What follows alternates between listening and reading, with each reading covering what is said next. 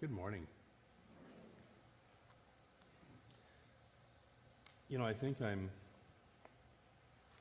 growing up or something.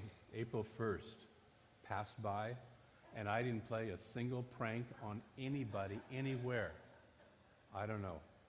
I'm not sure I'm liking this maturity thing. It must be the beard. Yes. So our talk today, this year we're looking at the whole idea of creating a world that works for all. Creating a world that works for all. And our theme this month, we're moving into a theme this month of having a kinship with all of life. To recognize our oneness, our brotherhood, our sisterhood with all of life. And so we have to recognize that if we think of life or parts of life as something separate out there and I'm over here, then we can do things to that out there, right? And have no bother to it. But if we look at it and say, hey, that and I are one, we can do things. Up in Seattle, I just read recently where a bunch of homeowners cut down, I think it was 53 trees because they wanted a better view from their homes. It was illegal to do. They hadn't gotten with the city or anything like that. And when you're not in kinship with life, you can do stuff like that. You say, things are in my way. I just want to, get them out of there. And when we start to think of kinship with all of life, we start to say, the world needs these trees for creating, more oxygen, for creating more beauty, for creating nests for the birds, for creating all that the tree does. And we start to see our wholeness with it. So today our talk is Place No Limit on Principle. And when we talk about principle, it's principle with a capital P. Principle is the process by which the Spirit creates. And so things follow or are an expression of principle. Electricity is an expression of a principle, right? So, and it works by principle. It always works the same way for everybody all the time. Right? Now, I know once in a while we sit in front of our computer or some light switch or something like that and say, this thing doesn't like me. And it can be tempting to do that because it's not working right for me. And it can be tempting to do that, but it really is, there's a principle involved. And if we understand the principle and how to work with it, it works for us. So the quote that goes with this is from our What We Believe, which is in the back of your programs. We believe in healing through the power of this mind. This is the capital M mind. We believe in healing through the power of this mind. And when we say that, we believe in that deeply. We believe in that deeply. Ernest Holmes says that there is nothing to be healed, only truth to be revealed. If I get that I am a whole, healthy, complete expression of the divine right here, right now, with all the love, with all the wealth, with all the creativity and imagination and wisdom of the universe, if I get that I am that right here, right now, there's never going to be anything that needs to be healed. We have to heal when we forget that, right? When we forget who we are, then we start creating other stuff. And we're going to talk about that for a couple minutes here. So the infinite power of Spirit is always on. It's like a light switch that's always on. Okay? Or the electricity, if you walk to the light switch, the electricity is on, assuming the power station is working. But electricity, as the principle, as the flow, is always present, it's always on. Whether we know how to work with it or not, right? See, if you take a person from 200 years ago, stick them in a dark room that has a perfectly good light switch and a beautiful light fixture overhead, are they going to know how to access that? No, because they've never experienced life. They have no knowledge of how to access, what's this little thing in the wall for? And what's that thing hanging from the ceiling for? They have no knowledge. They'll start looking for a candle to light. Okay?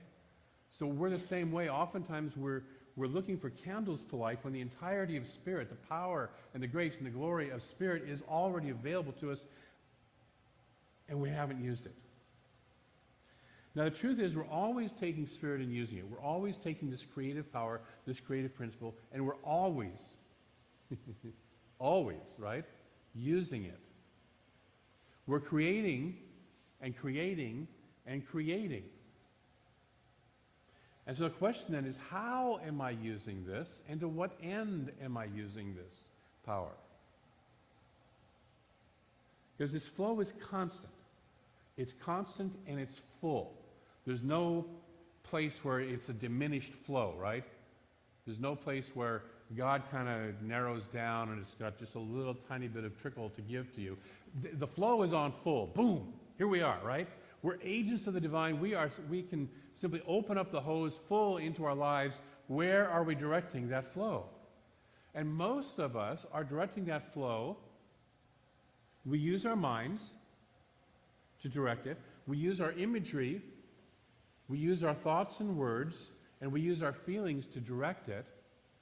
And many times we're directing it in directions we don't want to go.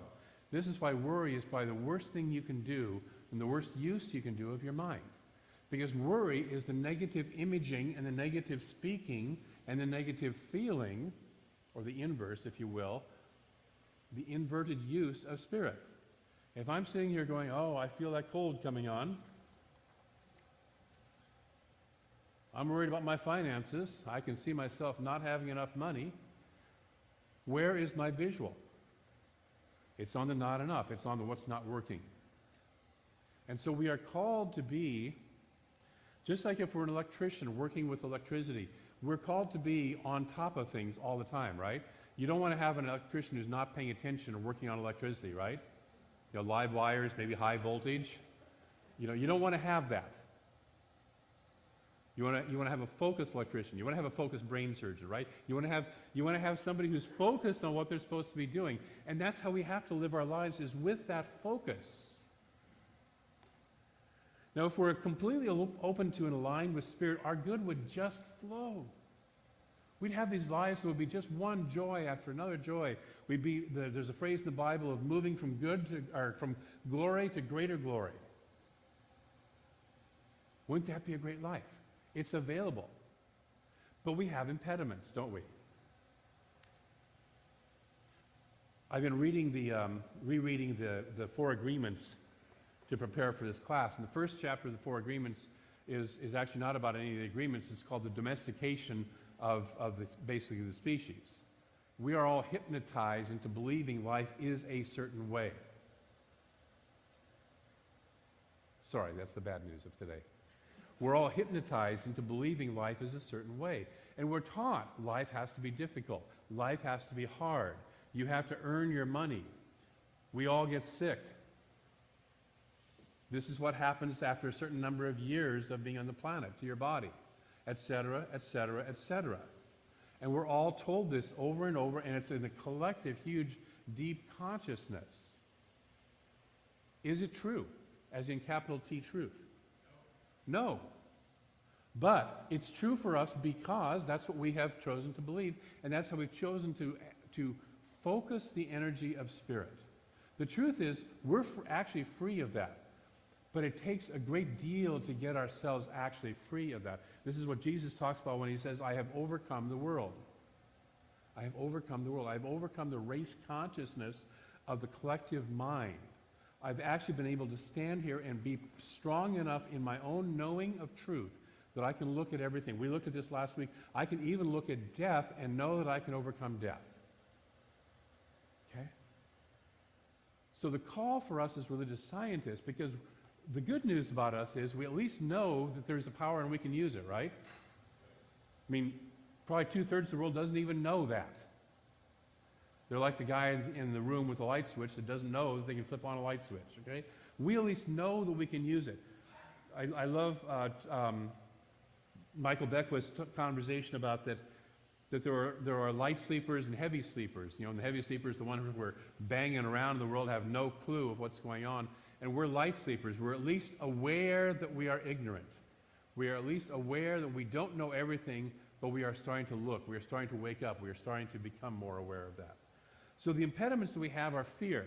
The biggest one we have is fear. Fear comes from when I have a belief in separation between myself and my good, which is a belief in separation between myself and my God. If there's a core belief that we can ever undo as a race, it's that belief in separation. Belief in separation between myself and the infinite, belief in separation between myself and you. Okay? And as we start to dissolve that, we will start to leave fear behind. But until we do, we operate out of that belief system because it looks like everything we want is out there somewhere and we're separate from it. That's what it looks like, right? That's the illusion we play in. And so then we move into fear. I might not get it. We move into anger because when I'm not getting it, I get angry. Okay? We move into distrust of the universe. Well, I tried to get that and it didn't work out. I failed once. And we let these old beliefs that are not in alignment with our true nature continue to spin and run our lives. So we have these impediments. We have energy leaks. You ever have a system, say a plumbing system, a water system that has leaks in it? Or an electricity system that has leaks in it somewhere where it's being siphoned off and you don't get, it starts off at full power over here, but by the time it gets over here on the line, it ain't full power anymore because it's been siphoned off. It's got leaks. And so we have a greater faith in failure is one of our leaks. I expect it to not work out. Okay? What does that do for us? Yeah, makes that our reality, right? Yeah. We have these beliefs. We have beliefs we don't deserve it. If I don't deserve my good, then where's my good going to go? To somebody else who believes they deserve it, right? This is when Jesus taught those who have, to those who have even more shall be given, and to those who have not, all that they have will be taken away. It's consciousness. It's not about how much physical I have, it's about the consciousness. If I have the consciousness of I know that I'm always healthy, many of you or you either are or know people who you're always healthy. Everybody around you gets sick and you're always healthy, right? Okay? And everybody around you has financial difficulties, and you're always spot on. You're fine. It may go up and down a little bit, but you're always good. People around you, the jobless rate may go up. The unemployment may go ballistic, and you've always got a job. I remember one year I got hired by Amazon when they were laying off like 100 other people, and I got hired by them into a position that I had no experience to do. Okay? Because I had in my consciousness, I knew that I was always perfectly employed. Lasted for 5 years. It was a good job. So when we have that, when we get into that, we start to have a belief that we do deserve it. Another belief that we have is that we can lose something else that we want. If I get this, if I get the relationship that I really want, I'll lose the freedom that I have of being single. If I get the money that I really want, I'll lose my time. If I get the time I want, I won't have enough money. And we do these either-or dances, and the universe doesn't work with either-or. The universe is a both-and. I can have this and I can have that. God is both this and it's this simultaneously, right? Quantum physics tells us that all energy is both wave and particle simultaneously. It shows up to us. We experience it as we choose for it, but it is wave and particle simultaneously. It's like one of those little things where if you shift your eyes, it looks this way, and if you shift your eyes again, it looks like something different. Okay? It's both at the same time, right? Okay? And so we can have both, and we can get to where we can see both. And the last thing we have in our way is just ignorance. And most of us don't have this, but we don't know the power exists, we don't know how to use or apply it, and we believe in helplessness. Now the thing that I do know, and I catch myself with this all the time, is that I don't always use it. I get into a place and I can figure this out. My little ego self, that knows how to do it, I can figure this out, I can work this out, instead of just simply saying, Spirit, this is yours. Okay? I don't oftentimes go to Spirit first. I forget. I get used to, I can do this. I'm John Wayne. Or whoever. Right? And so it's not that we're ignorant of it, but we do forget it. The other day, Cynthia lost something at the house, and she goes, I know you're really good because you work with Spirit about finding things. Can we find this? And I said, yes, we can. Spirit knows exactly where it is. I just did my little prayer, and within something like less than 1 minute, she found what she was looking for, that she'd been looking for days. Okay? So we have one more thing we have to find still. But But when you get clear on it, it's like, and we sit there and go, well, I shouldn't use a prayer for something that small, finding my car keys. God's so big, it's busy, right? It's running the universe. No, it's right there to be you.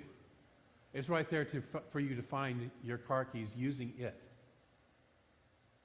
It's right there for you to find the house you want to buy using it. It's right there for you to, whatever it is, however big, however small, it's there for you to use it. Because you and it are, guess what? One. You're one and the same. So as we clean the lines out, and as we cut off these energy leaks, this power flows more freely.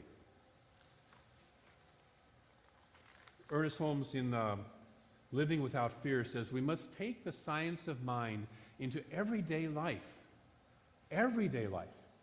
And when we find ourselves confronted by discordant conditions, we should never say, oh, what's the use, what's the use?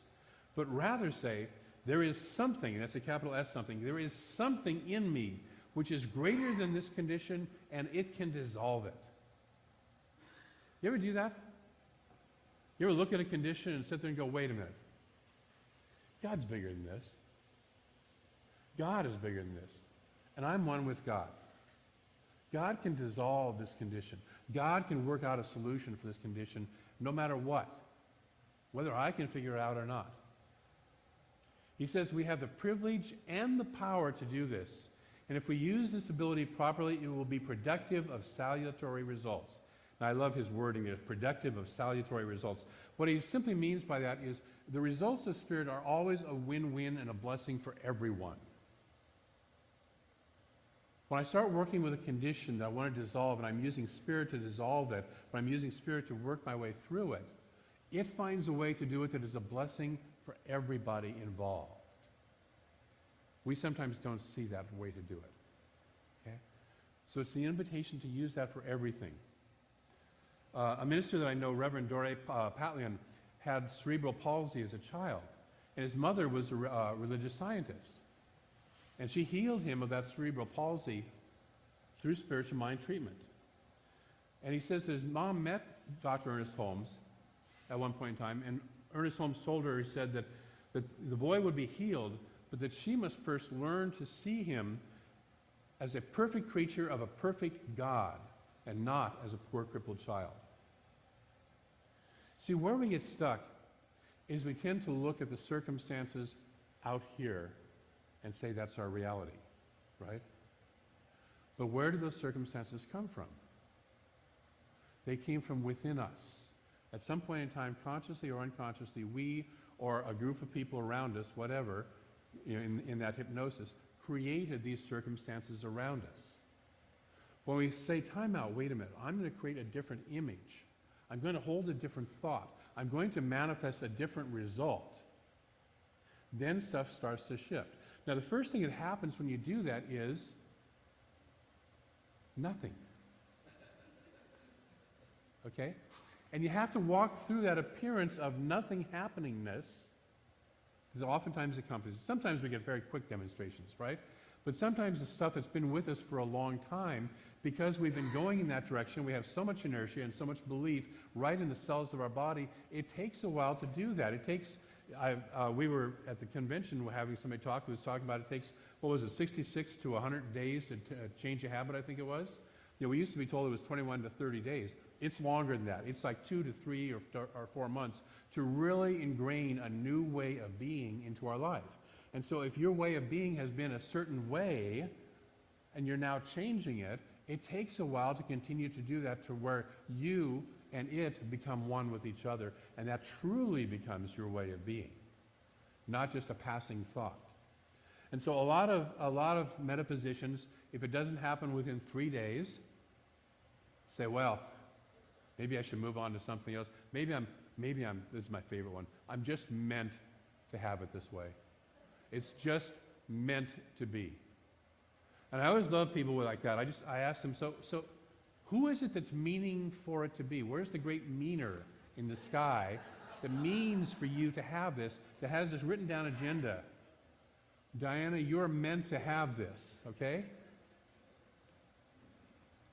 There isn't a great meaner in the sky. If it's meant to be, it's only because we mean it to be. And we can change our meaning. And we owe it to ourselves and to the world and to life in general to change our meaning.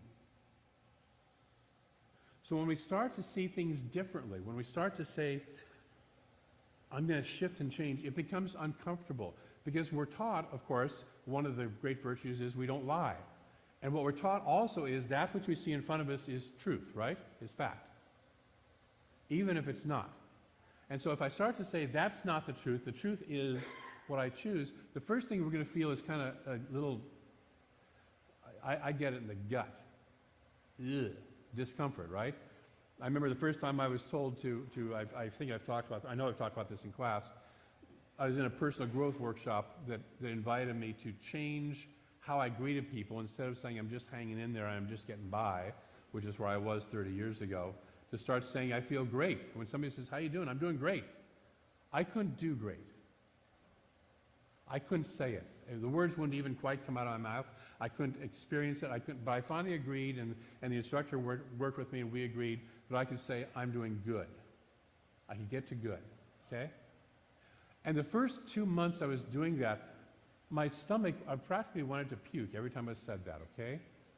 It just would knot up, and just feel, yeah, I'm doing good, you know? And after a while, it got easier. And 6 months later, I was walking through a client's facility, and somebody walked by and said, hey, David, how you doing? And I said, great. And it wasn't because I was told to say great. It was just a natural reaction. So I'm doing great. And I caught myself afterwards and went, oh my God, I am doing great. I have a new job that's paying me 3 times what it is in a much better atmosphere, thank you. I've got a girlfriend, I've got a car, which I had at the time I just had a bicycle, you know, when I first started this off.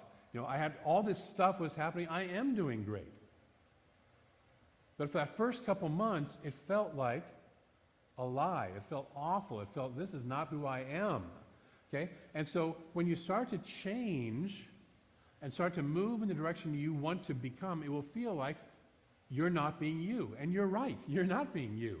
You're not being the inauthentic you that you used to be, that you and I were hypnotized into becoming and believing and thought we should be to please other people. We're becoming the truth of who we are. We're becoming the truth of our spirit. And so that's the invitation. So to use this power, we must first know of it. We must second trust it. And some of us have said, well, you don't know my life experience. I don't trust God. I don't trust this power. Okay? And you can say, that's great. That's your life experience. But until we lean into and trust spirit, nothing's going to happen. See, if I don't trust that electrical switch, I'm never going to turn it on. Now, maybe once before I got electrocuted when I touched that electrical switch. I got a shock off it. And I'm never going to touch an electrical switch again for the rest of my life. Okay? And so sometimes that's how we work. We have to get past this. We have to say, okay, maybe I didn't know quite how to use this power at that point in time. Maybe I wasn't strong enough to stand in that. See, when we're little kids and our parents and siblings and the school system is telling us how to behave, we don't necessarily have the power to stand up and say, no, that's not the truth. I remember being in like 2nd grade in Catholic grade school when they said, you know, God is all loving, and anybody who doesn't know God is going to hell. Who's not a Catholic is going to hell. It's like, wait a minute. That's, you know, and something within me said, that's not the truth. But guess what the nuns did? They convinced me that it was the truth. They didn't really convince me it was the truth. I just stopped saying it. And I stopped having that argument. So we have to learn to trust it. We have to get past our past experiences and learn to lean into it and trust it. The third thing we have to do is use it wisely in the direction we want to go. Aim it where you want it to go. With your thoughts, you do your aiming. With your thoughts, with your imagery in your mind, with your feelings, you do your aiming. And then finally, let go of any blockages that we have had. The Science Mind textbook tells us that to learn how to think is to learn how to live. To learn how to think, not what to think, but how to think. And each of us is drawing from life what he thinks into it. We think and we become a living embodiment of those thoughts. We think and we become a living embodiment of those thoughts. We become who we think we are. And we change, Ernest Holmes says, not by holding on to thoughts. We don't grab a thought and hold on to it. We change by knowing the truth. And the truth that will always set us free is, I and God are one. As one of my teachers I used to like to say, if it ain't true of God, it ain't true of me. And when we can truly get that, as we truly get that more and more, if it ain't true of God, it ain't true of me, we start to shift. Because suddenly we're recognizing our oneness with God, and we're no longer going to put up with this small little stuff. Right? Because God doesn't put up with the small stuff. It doesn't need to. And so we constantly create a form in our mind. And so we want to ask ourselves and pay attention to what forms are we creating. And again, worry is the worst use of our mind. Worry is the worst use of our mind. It's just imaging our fears. So I invite you this week to tell your problem how big your God is, instead of focusing on how big my problem is. You look at your problem and you say, there's something bigger than you. And it's on my side. It's on my side. Ernest Holmes says God plus one in consciousness is a majority. Okay? When we are aligned with our true spirit, when we are aligned with our true nature, we are the majority. Okay? So this week, 2 spiritual practices. Number 1, spend some time contemplating the infinite. Contemplate God. Emmett Fox tells us the solution to all our problems is to think of God instead. And if we start thinking of God, we'll start thinking of the God qualities, the qualities of life, of love, of joy, all that stuff. And that's what we really want. When we resolve our problems, what we really want is life, love, joy, good stuff, right? So when we stop thinking of our problems, which expands the problem, and we start thinking of life, love, joy, light, power, grace, glory, all that, that's what we start to create in our lives. That's what starts to become more and more and more of who I am and who my reality is that exudes around me. And so I can shift what's around me. So that's your first one. See, Spirit creates by self-contemplation, and we create by self-contemplation. What am I contemplating myself to be? And so that's the first process, contemplate the infinite. And secondly, choose a place then to apply that infinite power. So we move it from just the contemplation of the infinite to where in my life do I want to have a specific experience of that? If I'm having health challenges, I'm going to contemplate myself as a perfect expression of a perfect God. If I'm having financial problems, I am the perfect financial, what is it that Catherine Ponder says? I'm the rich child of a rich father, mother, God. Okay? I'm an expression of the abundance of the universe. If I need more creativity, I'm an expression of the creative aspect of life. And so we start to create that mold in our mind, and we contemplate it until we become the person who manifests whatever it is that we want to manifest. We keep that in contemplation. So this week I invite you to do those two things. Contemplate God, and then take it and apply it at a specific place in your life. You willing to do that? Okay, great. I'm going to close with a reading from, this is from The Voice Celestial, which is an epic poem that Ernest and his brother Fenwick Holmes wrote. And this is the voice of Spirit speaking back to the Wayfarer, who's it's kind of a dialogue between the Wayfarer and Spirit. And he says, "O foolish soul, O child of ignorance, who knows so much and knowing does not know.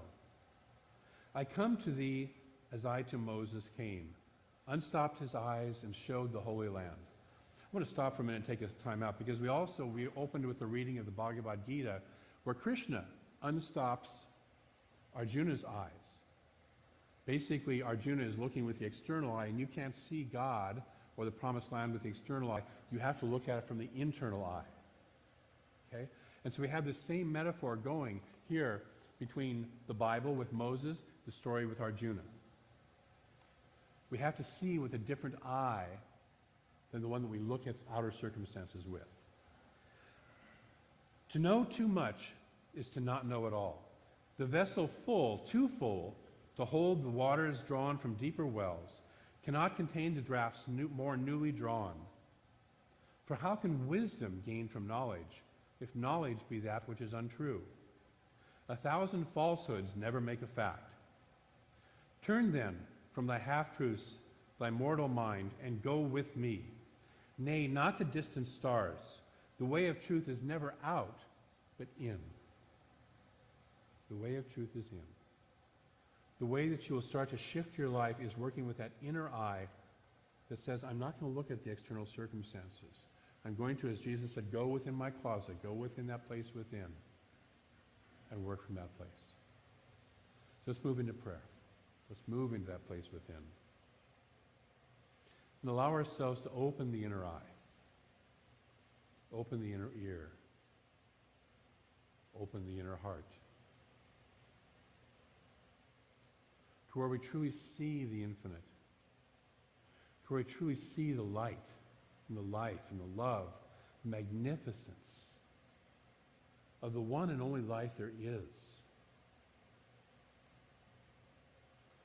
To recognize that it being the only life there is, that I am one of it. I invite you to quietly say that to yourself. I am one with the one life. I am one of it. I am one of this love. I am one of this life energy, this wholeness, this health, this vibrational aliveness. I am one of this abundance of good. I am one of the creativity. I am one of the wisdom. I am one of the joy. I am one of the power. I am an expression of that. And so I speak my word knowing that that is the truth of me. I speak my word that for each of us we awaken to a greater and greater and greater understanding and application of this truth. So we move from the condition that Ernest Holmes called being overread and underdone to the expression of being done, to the expression of the doingness of it, to the application of this truth, to the use of this beautiful power that is here for us, that loves us and encases us and embodies us in love. No matter who we are, no matter where we've been in our lives, no matter what has happened, or no matter what we have thought, this truth exists constantly. Just as electricity existed before we ever knew how to use it. And so we stand in that awareness. We now know how to use and how to direct this infinite presence. And we do so. We take an area of our life and we experiment and we play and we have fun in the process of doing so. We allow the immensity of Spirit, the joy of Spirit, the love of Spirit to move through us and to create. And for this creation that manifests, and for each person who says yes to this truth, I'm so grateful. For the Spirit that is within us all, that lives, moves, has its being through us, I'm so grateful. And so I release this word into a law, into a process that moves it into form, moves it into expression here and now. And I know that it does. And it does so successfully in each and every one of our lives. And we anchor that in by simply saying, and so it is. Thank you.